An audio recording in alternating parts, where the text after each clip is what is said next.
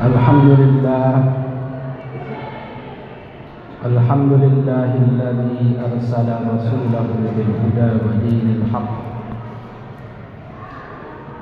wa faddalahu bi makarimil akhlaq. Ashhadu an la ilaha illallah wahdahu la syarika lahul malikul khallaq. Wa ashhadu anna sayyidana Muhammadan abduhu wa rasuluhu sayyidul aflaq. Allahumma salli wa sallim wa barik ala sayyidina Muhammadin wa ala alihi wa ashabihi ila yaumi liqa'i rabbil falaq. Amma ba'du fa ya ibadallah, usikum wa nafsi bi taqwallahi faqad fazal muttaqun. حيث قال تعالى: أعوذ بالله من الشيطان الرجيم بسم الله الرحمن الرحيم يا أيها الذين آمنوا اتقوا الله وقولوا قولا سديدا يصلح لكم أعمالكم ويغفر لكم ذنوبكم ومن يطع الله ورسوله فقد فاز فوزا عظيما. وقال تعالى في آية أخرى: أعوذ بالله من الشيطان الرجيم بسم الله الرحمن الرحيم لقد كان لكم في رسول الله أسوة حسنة لمن كان يرجو الله واليوم الآخر وذكر الله كثيرا. معاشر المسلمين وزمرة الموحدين رحمكم الله. Tidak bosan-bosan khatib mengajak diri khatib dan kita semua untuk selalu bersyukur kepada Allah Subhanahu wa taala dengan kita sama-sama meningkatkan ketakwaan kita kepada-Nya. Ma'asyiral muslimin wa zumratul muwahhidin rahimakumullah. Pada Jumat kali ini tidak ada salahnya kita sedikit membahas hikmah tentang peringatan Maulid Nabi Muhammad sallallahu alaihi wasallam, karena kita masih berada di bulan Rabiul Awal dan kita pun baru 2 minggu memperingati kelahiran baginda Nabi Muhammad sallallahu alaihi wasallam dengan cara mengkhatamkan Al-Quran, kemudian mengadakan mata-mata lomba, membaca sirah-sirah nabawiyah. Dan itu semua adalah sebagai salah satu bentuk rasa cinta kita kepada Rasulullah sallallahu alaihi wasallam. Akan tetapi yang lebih esensial, yang lebih penting dari itu semua adalah bagaimana kita mengambil hikmah dari peringatan Maulid Nabi Muhammad sallallahu alaihi wasallam. Tidak ada lain hikmah yang patut kita ambil dari momen peringatan Maulid baginda Rasulullah sallallahu alaihi wasallam tersebut, bahwa kita menjadikan Nabi Muhammad sallallahu alaihi wasallam sebagai way of life, yaitu toladan, suri toladan. Karena baginda Rasulullah sallallahu alaihi wasallam adalah contoh manusia yang paling paripurna, yang pantas untuk kita ikuti akhlak, tabiat, perkataan dan segala macam yang melekat pada diri Rasulullah sallallahu alaihi wasallam. Ini semua sesuai dengan firman Allah Subhanahu wa taala yang khatib bacakan di atas tadi, yang kurang lebih maknanya adalah demi sesungguhnya ada pada diri Rasulullah sallallahu alaihi wasallam itu untuk kalian ada suri toladan yang baik bagi orang-orang yang berharap bertemu dengan Allah dan bertemu dengan hari kiamat, dan orang-orang yang selalu mengingat Allah dengan zikir yang banyak. Ma'asyiral muslimin wa zumratal muwahhidin rahimakumullah. Ayat ini memang konteksnya turun ketika perang Ahzab atau perang Khandaq. Tetapi lapas yang digunakan pada ayat ini adalah lapas yang umum, sehingga Imam Nawawi rahimahullah ta'ala Al-Bantani mengatakan bahwa kaidah yang berlaku pada ayat ini adalah al-ibrah bi'umumil lafzi la bikhususis sabab. Pelajaran yang dipandang pada ayat ini adalah lapas yang digunakan itu adalah bersifat umum, kemudian tidak memandang sebab yang khusus. Artinya adalah kapanpun dan dimanapun baginda Rasulullah Sallallahu Alaihi Wasallam sangat pantas dan sangat cocok untuk kita jadikan suri teladan pada setiap sendi-sendi kehidupan beliau. Ketika bagaimana Rasulullah Sallallahu Alaihi Wasallam ketika menjadi pemimpin, bagaimana Rasulullah Sallallahu Alaihi Wasallam lembut dan penuh kasih sayang ketika menjadi suami, bagaimana baginda Rasulullah Sallallahu Alaihi Wasallam berinteraksi sosial dengan sesama masyarakat. Beliau menghormati yang lebih tua, menghargai yang lebih muda.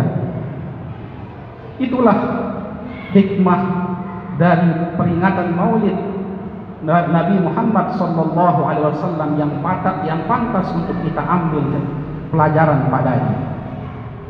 Ma'asyiral muslimin wa zumratul muwahhidin rahimakumullah. Kata-kata uswatun hasanah juga dikomentari oleh Syekh Nawawi Al-Jawi, ay khaslatun hasanatun haqquha ay yuqtada biha ala sabilil ijabi fi umuri dini wa ala sabilil istihbabi fi umuri dunia.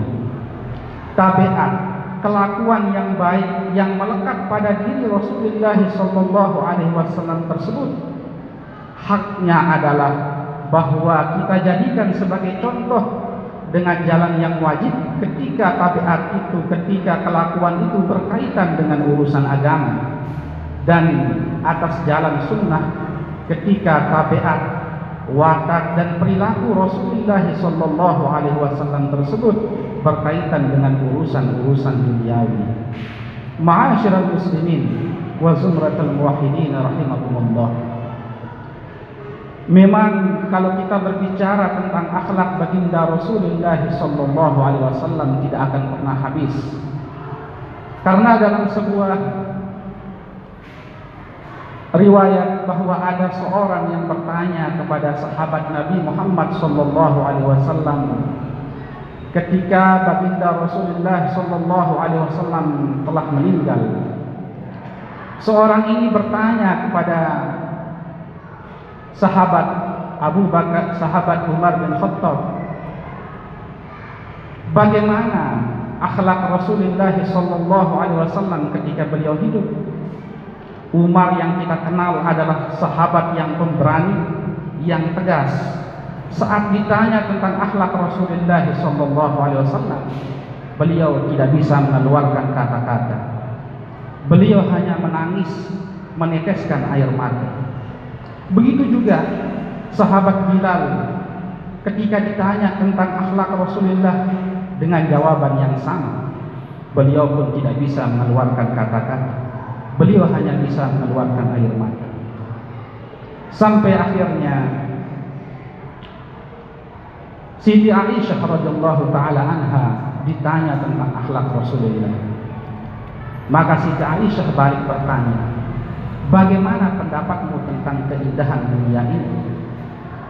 Maka seorang penanya itu mengatakan, bagaimana mungkin saya bisa menceritakan keindahan dunia secara komprehensif, secara menyeluruh? Mendengar jawaban tersebut, Aisyah mengatakan, begitulah akhlak Rasulullah sallallahu alaihi wasallam.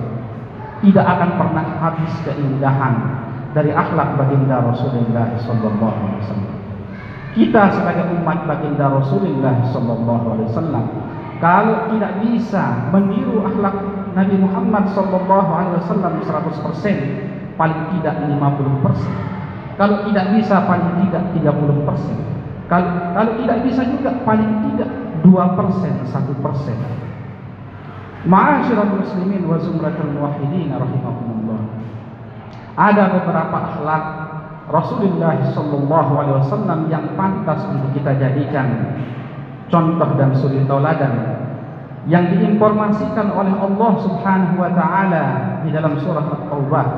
Allah Subhanahu wa taala berfirman, a'udzu billahi minasyaitonir rajim. Laqad ja'akum rasulun min anfusikum azizun 'alaihi ma 'anittum harisun 'alaikum bil mu'minina raufur rahim. Sungguh telah datang kepada kalian seorang utusan, yaitu Muhammad sallallahu alaihi wasallam dari kelompok kalian, yang memiliki sifat azizun 'alaihi ma 'anittum, merasa berat, merasa simpati, merasa empati terhadap kesulitan yang kalian rasakan.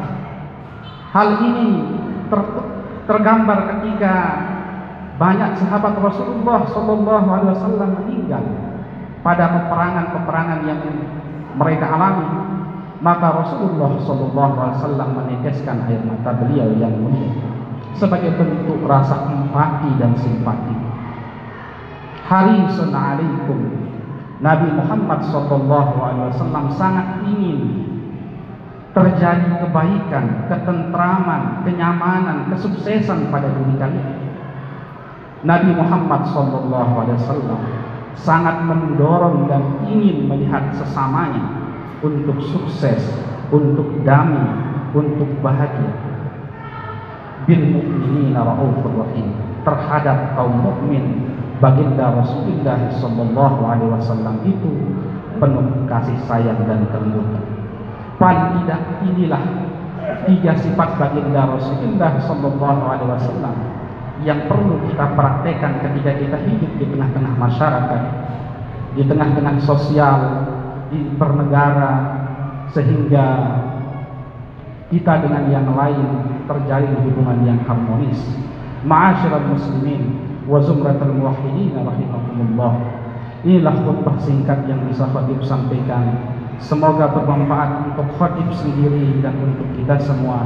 Aqulu qawli hadza wa astaghfirullah li wa lakum wa lisairil muslimin wal muslimat fastaghfiruh innahu kana ghafurar rahim. Allahumma shalli wa sallim